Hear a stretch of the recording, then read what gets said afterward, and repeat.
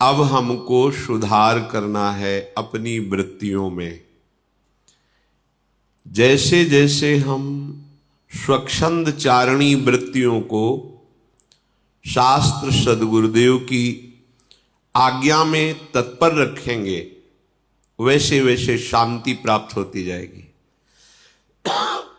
हृदय शीतल होता जाएगा, चित्त संशय रहित होकर समाधान को प्राप्त हो जाएगा।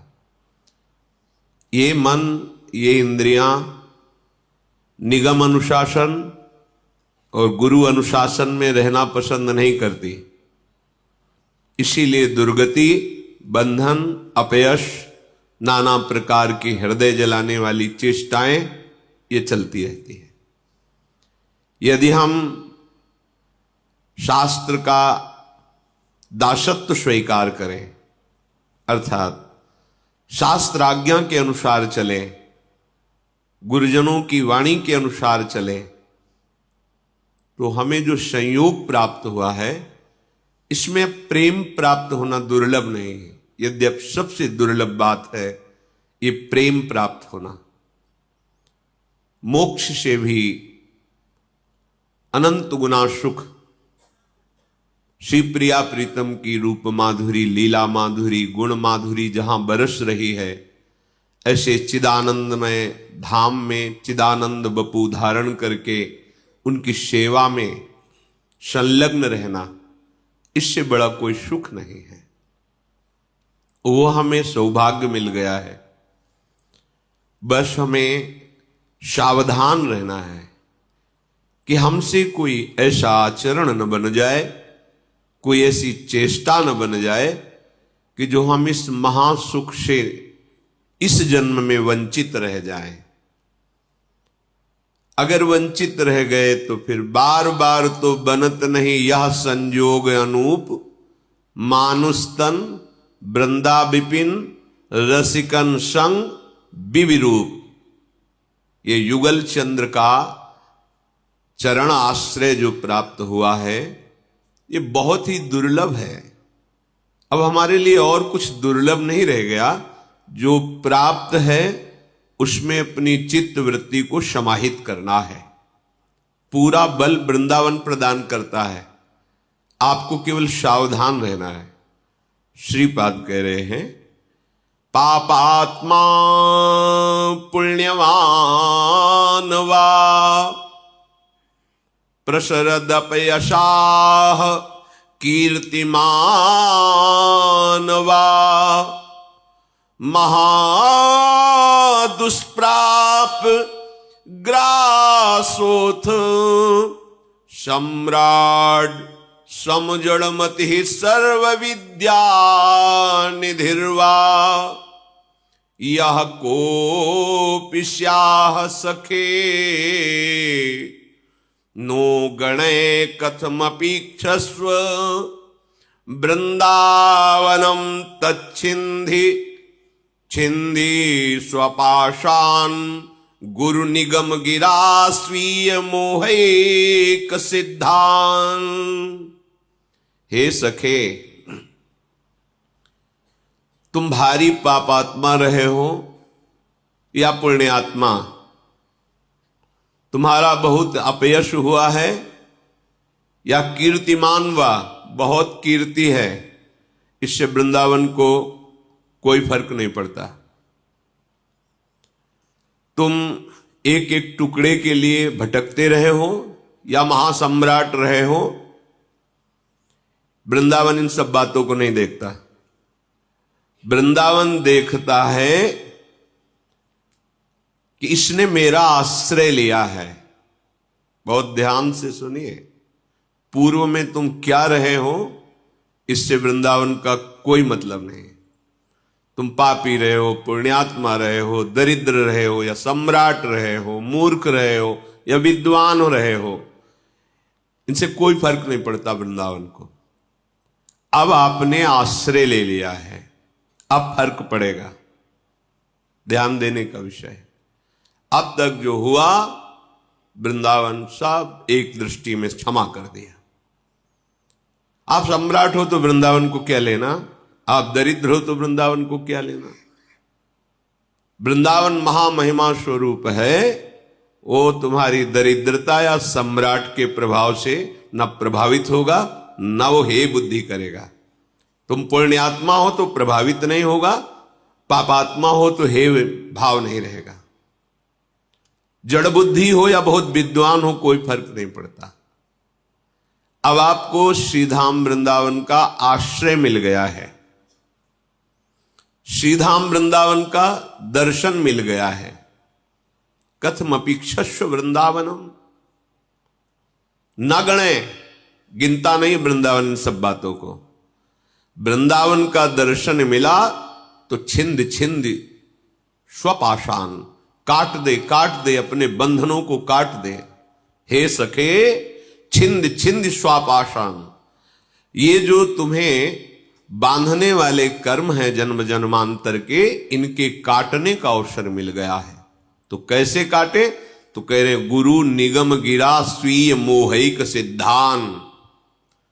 अब अज्ञान की बात मत मानो, गुरुदेव की बात मानो, निगम गिरा वेद की बात मानो, शास्त्र की बात मानो। श्रीधाम वृंदावन का आश्रय और सेवन करो तो तुम्हारे सारे बंधन कट जाएंगे।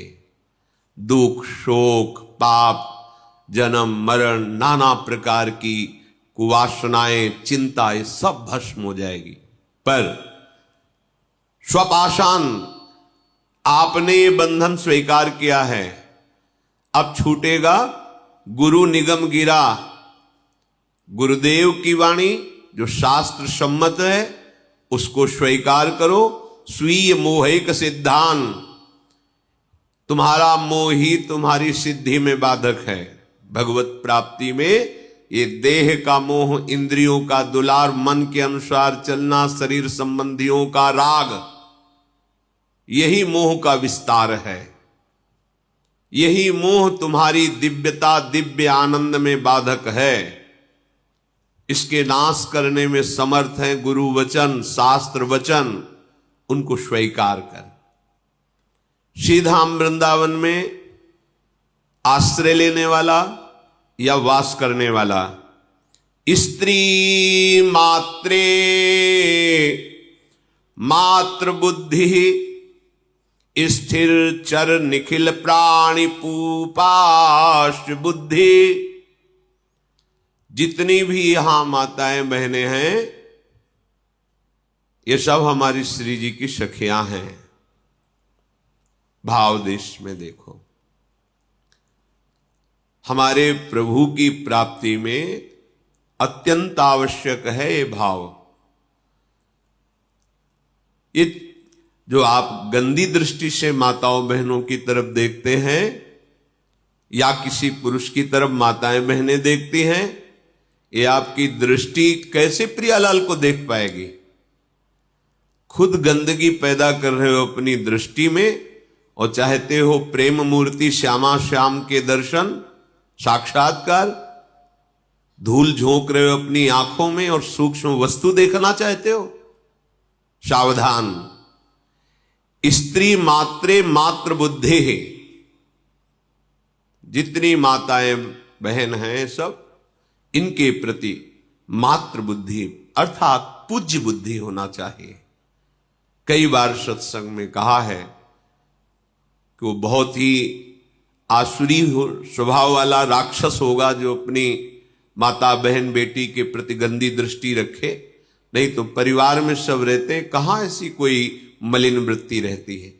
पर जहां हम दूसरा भाव आरोपित करते हैं वहीं हमारी गंदी वृत्ति हो जाती है। इस गंदी वृत्ति और गंदे भाव को त्याग कर ही तो हम दिव्य वृत्ति और दिव्य भाव प्राप्त करने चले हैं। फिर हम सहयोग क्यों देते हैं इंद्रियों को गंदी दृष्टि देखने का? इनको शासन में क्यों नहीं लेते? अगर आप शासन में नहीं लोगे तो कोई है ऐसा जो आपको शासित कर देगा, ऐसा बांध देगा कि निकल ही नहीं पाओगे, देखने लायक नहीं रहोगे, दृष्टि ही अपहरण कर लेगा वो। बहुत सावधान, बहुत बढ़िया संयोग बनाए, निकल चलो। ज्यादा उद्दंडता करोगे तो समय व्यर्थ जाएगा, बंधन दृढ़ होता जाएगा, अवसर खो जाएगा। हाथ से निकल जाएगा। यहां किसी का कुछ नहीं बिगड़ता, आपका आचरण आपका ही सर्वनाश कर देगा। तुम किसी को नहीं बिगाड़ सकते, तुम्हारे आचरण ही तुम्हें नष्ट कर देंगे। सत्संग का तात्पर्य मनोरंजन नहीं है, सत्संग का तात्पर्य है मन की अशुभ वृत्तियों का नाश करके सत्संग करना। सत है श्यामा श्याम, सत है श्यामा श्याम का नाम, सत है श्री वृंदावन धाम, सत है रसिकों का उपदेश। अगर ये स्वीकार है तो सत्संग है, ये स्वीकार नहीं तो नाटक है, सत्संग नहीं है। फिर जगत नाटक में फंस करके फिर रो। अगर जगत नाटक से मुक्त होना है तो ये सत्संग स्वीकार करो। हमारी वृत्तियां जब जैसा चाहती वैसा मनमानी, किससे छुपा रहे हो? अंतर्यामी परमात्मा तुम्हारे हृदय में बैठा एक एक बात देख रहा है और उसी की प्राप्ति के लिए चले हो और उसी से छल कपट करके उसी को तुम जान रहे हो कि वो तुम्हारी बातें नहीं जान रहा, तो ठीक है, वो तुम्हारी ये बातें नहीं जान रहा तो तुम्हारी सत्वृत्तियां भी वो नहीं जानेगा, कर लो। अगर तुम असत वृत्ति गंदी बातों को ये समझ रहे हो कि कोई बात नहीं, क्या यहां तो कोई नहीं देख रहा है, तो फिर जो तुम शुभ आचरण कर रहे हो वो भी फलीभूत नहीं होंगे। फिर पुकारोगे कि अरे हमने क्या बिगाड़ा, भगवान का ऐसा कर दिया, क्योंकि तुमने मान लिया ना, ये यथा माम प्रपद्यन्ते तास तथैव भजाम्य हम। वो नहीं देख रहा है तो वो कुछ नहीं देख रहा है, तुम जैसा मानोगे वैसा ही दिखाई देगा, पर तुम्हारा कर्म तुम्हें नहीं बख्शेगा। स्त्री मात्र में पूज्य भाव, बच जाओगे। किसी का तुम कुछ नहीं बिगाड़ सकते, तुम अपना सर्वनाश करोगे। तुम्हारा हृदय गंदा हो जाएगा, तुम्हारा हृदय तुम्हें जलाएगा, हृदय तुम्हें ऐसी प्रेरणा करेगा कि फंस जाओगे, ऐसी जगह फंस जाओगे जहां कोई नहीं निकाल सकता, क्योंकि जो निकालने वाला था उसने अवसर दिया, निकालने की चेष्टा की, पर आप फिर फिसल कर वहीं खड़े हो गए। श्रीपाद कह रहे स्थिर चर निखिल प्राणी सुपाश्य बुद्धि। यहां वृंदावन में क्या, संपूर्ण चराचर जगत ये उपास्य देव ही बने हुए हैं। ऐसी बुद्धि अपने हृदय में धारण करो। सर्वान वस्तुतया निरीक्ष्य परम स्वाराध्य बुद्धिर मम। मेरी बुद्धि में ये दृढ़ निश्चय हो जाए कि मेरे आराध्य देव प्रभु ही सब रूपों में विराजमान है, चाहे वो जड़ हो चाहे चैतन्य हो, यही साधना का फल है। जड़ चेतन जग जीव जत सकल राम मैं जानी, बंदों सबके पद कमल सदा जोर जुग पानी। यह है वैष्णव का स्वरूप, यह है उपासक का स्वरूप।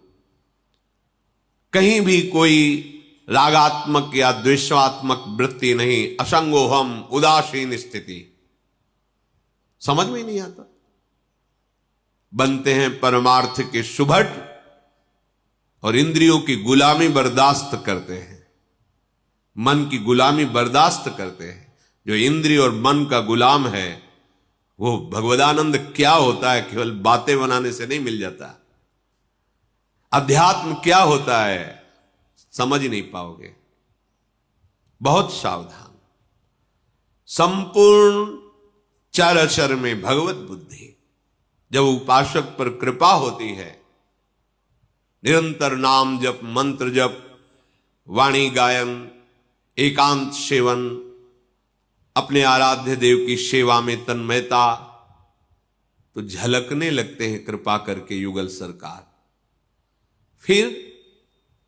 फिर तो जैसे सावन में कोई अंधा हो जाए तो सावन का जो प्रकृति का स्वरूप हरा भरा, उसको 12 महीना हरा भरा नजर आता, क्योंकि नजर ही नहीं रह गई।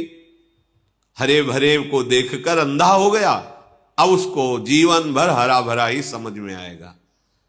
ऐसे ही जड़ चैतन्य कछु नहीं दीखत, जित दीखत तित श्याम खड़े। बिहुल बिकल संभार न तन की, घूमत नयना रूप भरे। करनी अकरनी दो विधि भूले, विध निषेध सब रहे धरे, नरहरिदास ते भय बावरे, जे यह प्रेम प्रवाह परे।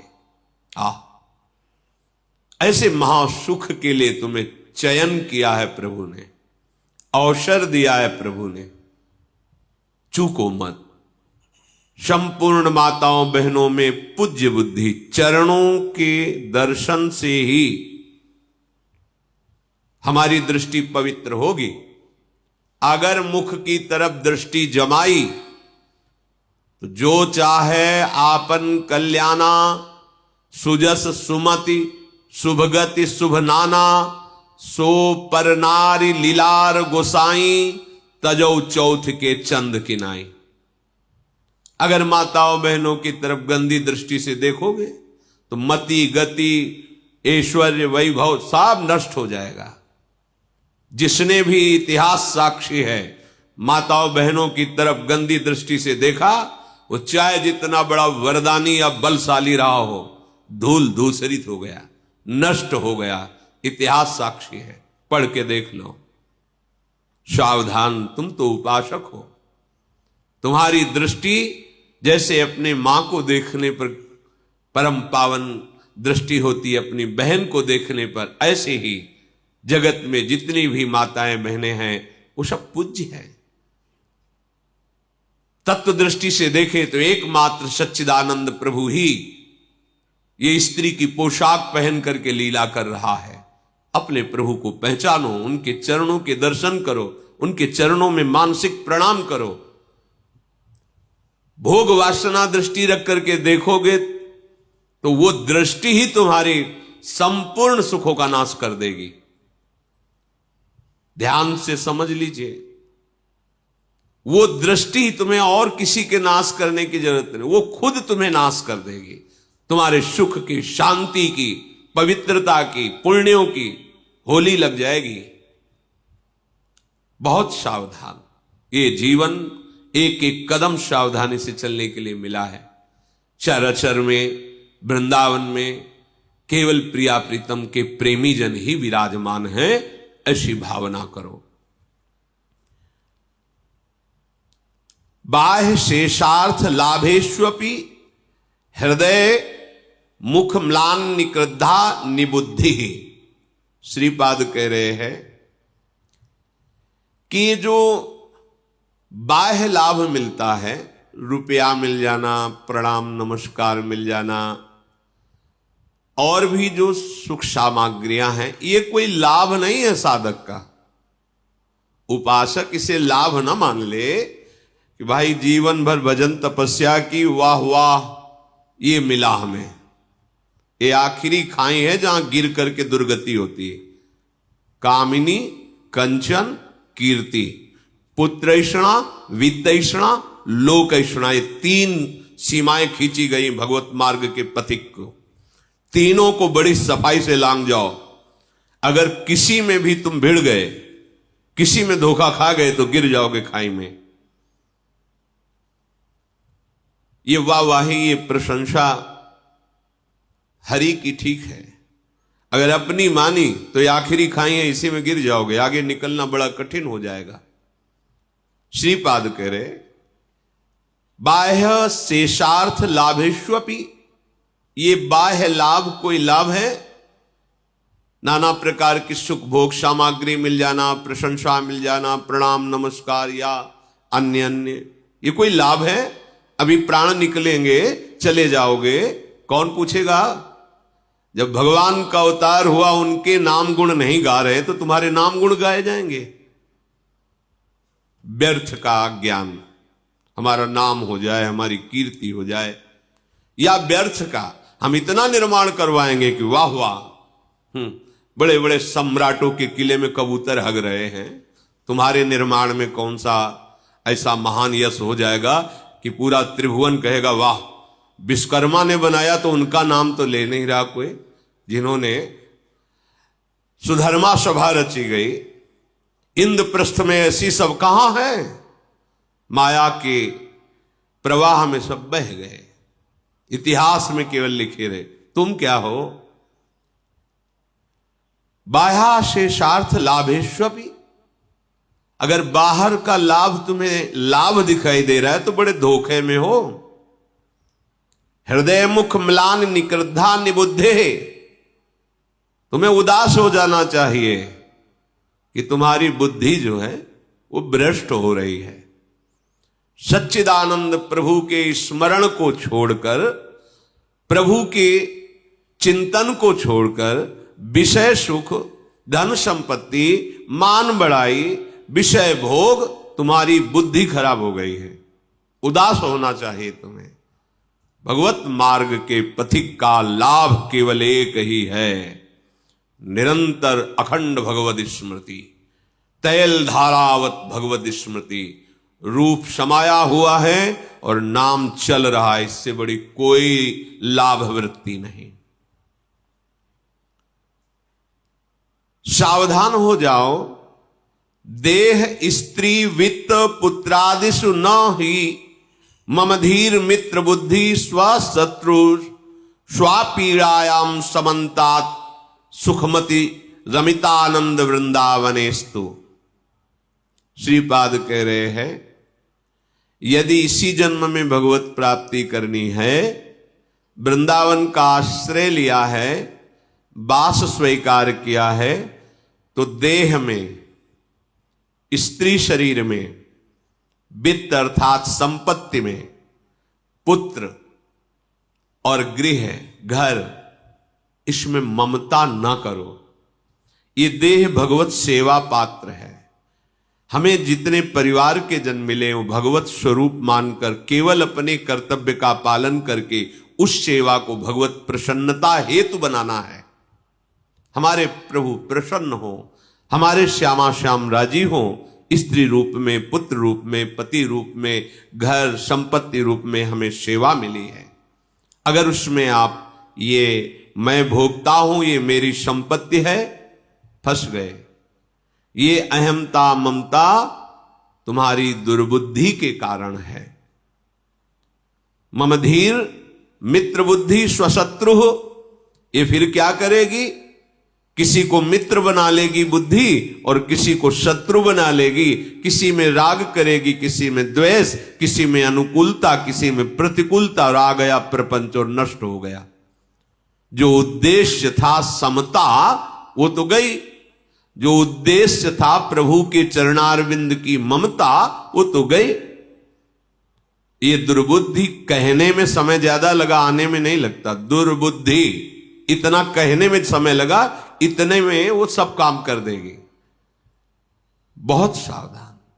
इसीलिए हानि हरिवंश के नाम अंतर परे, लाभ हरिवंश उच्चरत बानी। तब सुख हरिवंश गुण नाम रसना रटत और बहुवचन अति दुखदानी। प्रिया प्रीतम की वार्ता किसी और कुछ बोले तो फंस जाओगे। नाम छूटा तो हानि हो जाएगी, नाम चल रहा है तो और सब हानि हो गई। बाहरी तो कोई हानि नहीं है क्योंकि आपके पास नाम है। नाम छूट गया, बाहरी लाभ है तो कोई लाभ नहीं है। स्वपीड़ायाम समन्तात सुखमति रमितानंद वृंदावनेस्तु। कह रहे हैं कि तुम्हें विशेष विशेष कष्ट दिया जाए, आंतरिक और बाहरी भी, तो तुम इस परम सुख की प्राप्ति के उद्देश्य से विचलित मत होना। तुम्हें अपरिसीम आनंदमय श्री वृंदावन ने स्वीकार किया है। बस वृंदावन को पकड़ लो, आश्रय ले लो, बस ये आपको प्रिया प्रीतम से मिला देगा, ये सारे सुखों से मिला देगा। ये सत्संग आचरण में उतारने के लिए है। सत्संग की बड़ी महिमा है, पर वो महिमा तभी फलीभूत होगी जैसे औषधियों से युक्त करके आपको बढ़िया रसोई पवाई जाए जो स्वस्थ बलवान बनावे। आप पाओ ही ना, रसोई तो तैयार हो गई, आप पाते ही नहीं है, तो क्या करेगी वो? आपको स्वस्थ बलवान थोड़ी बनाएगी। आपने पा लिया और बमन कर दिया, फिर भी नहीं होगा। अपने लोग कुछ ऐसे ही है, सत्संग सुनते हैं, आचरण में नहीं उतारते। सुन लिया और दूसरे को सुना दिया, बमन कर दिया, पचा नहीं पाए।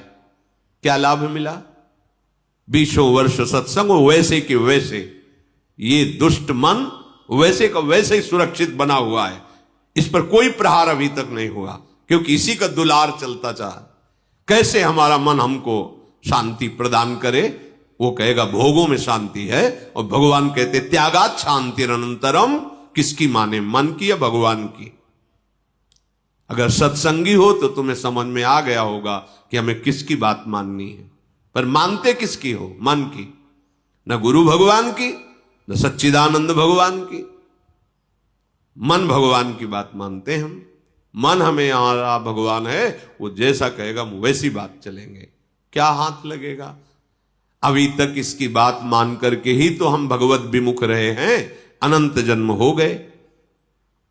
इसलिए वृंदावन का आश्रय, वृंदावन का वास हमें जो मिला है, हम अपनी बुद्धि को इस रहने से युक्त करें। समस्त माताओं बहनों में पूज्य भाव, इनके चरणों में प्रणाम करके कि हे प्रभु, हे नटवर नागर, आप इसी रूप में हो। नाथ, मेरा मन कभी